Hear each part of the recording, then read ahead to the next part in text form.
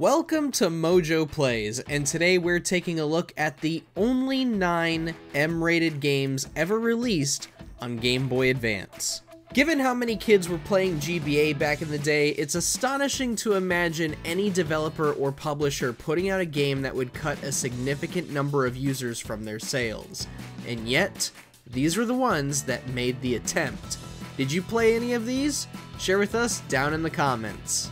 Before we begin, we publish new videos all week long, so be sure to subscribe to MojoPlays and ring the bell to be notified about our latest videos. Wolfenstein 3D.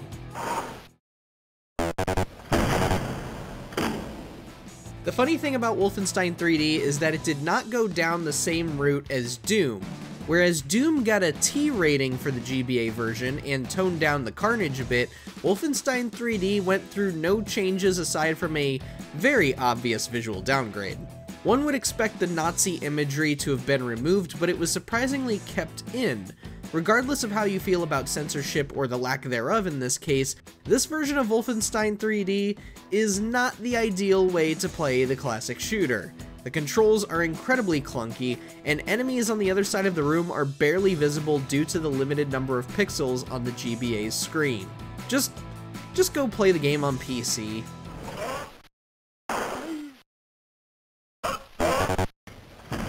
Max Payne Advance. I was still on the force back then. NYPD, Manhattan, Midtown North Precinct, Hell's Kitchen. So when are you coming to work for me, Detective Payne? Not to spoil the list, but Max Payne Advanced is arguably the best game you're going to see here. While it does not play exactly like the console version, Max Payne Advanced tries to compensate by turning the game into an isometric shooter. Yes, you can still pull off bullet time and look like a badass, but combat is comically easy because of what little aiming you have to do. The environments also make it just a tad hard to decipher where you have to go sometimes, but if you like Max Payne, by all means give this game a shot. Otherwise, you can go through life without it.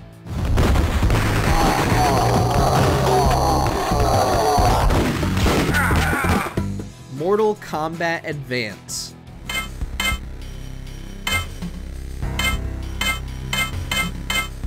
So many older games saw great ports on the GBA. It's part of the reason why GBA was known as the second SNES. Mortal Kombat was not one of those ports that saw praise. This right here is one of the worst games to have ever come out on the Game Boy Advance. As if it wasn't bad enough that you got one of the worst looking games on the handheld, it had some of the most abysmal controls for a fighting game and a ridiculously unfair AI that made you want to break the damn console. While it isn't the lowest rated game in the franchise, that dishonor belongs to Special Forces, this is still a game that everyone should stay far away from. Scorpion, please. Mortal Kombat Deadly Alliance.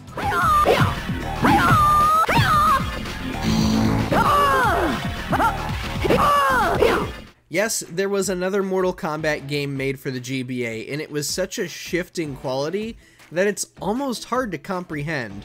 Though not as fast and fluid as its home console counterpart, Deadly Alliance for the GBA was excellent in using pseudo 3D graphics for its environments and character models. It isn't perfect in the technical sense, yet it is light years better than whatever the hell we got in MK Advance. The only real downside was that the hardware's limitations forced Midway Games to cut the roster in half. Also, still a bit of a button masher, but it's way better than MK Advance.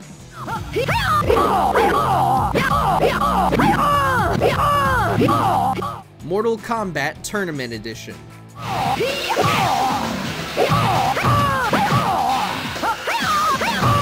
We won't spend too much time on this, as this was basically the Pokemon Ruby to Deadly Alliance's Sapphire. It was basically the same exact game with a different roster of characters to choose from, including 3 not featured in any other version of Deadly Alliance. In other words, this was the version you wanted if you needed Mortal Kombat on the go. Dual Blades. If you have never heard of this 2D fighter, well, We can't blame you, as neither developer Vivid Image nor publisher Metro 3D had put out anything noteworthy during their short lifespans. Though a tad crude in art style and animations, Dual Blades is a pretty competent fighter. Controls are responsive, the stages are imaginative, and there's enough depth in the combat for players to make their own playstyles. But what about this is so bad to warrant an M rating? Oh, yeah, that's a bit graphic for 2002 standards. Payback.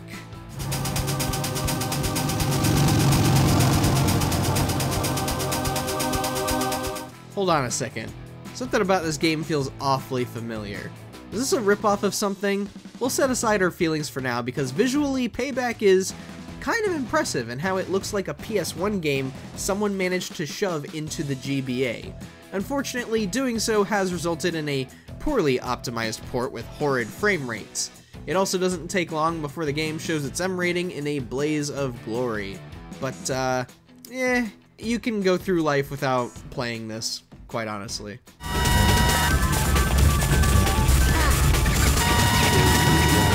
Serious Sam Advance.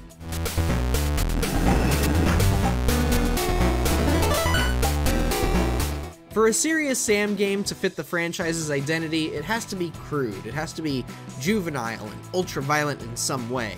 Serious Sam Advance only fits the bill halfway. It isn't gory in the slightest, and the violence isn't anything beyond the sound of a gunshot and seeing an enemy fall over. But in terms of gameplay, is it worth your time? Not really. The frame rate is so choppy that it's borderline unplayable. Even when it's just you alone in a room, the game chugs. It chugs, man. At least they got the goofy font right.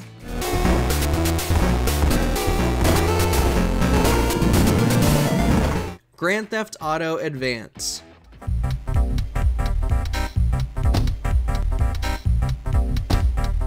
Yes, there was a GTA for the GBA. This was the very first time Rockstar took their crime spree series to a handheld, and it didn't really pan out. Fans of the first two games might like the back-to-basics format, but the vehicles handle poorly and the story feels lackluster. So long as you don't go in inspecting San Andreas or Vice City levels of story and gameplay, you might like it, but in the end, this just doesn't land anywhere close to the core games. You're better off sticking to the home console versions.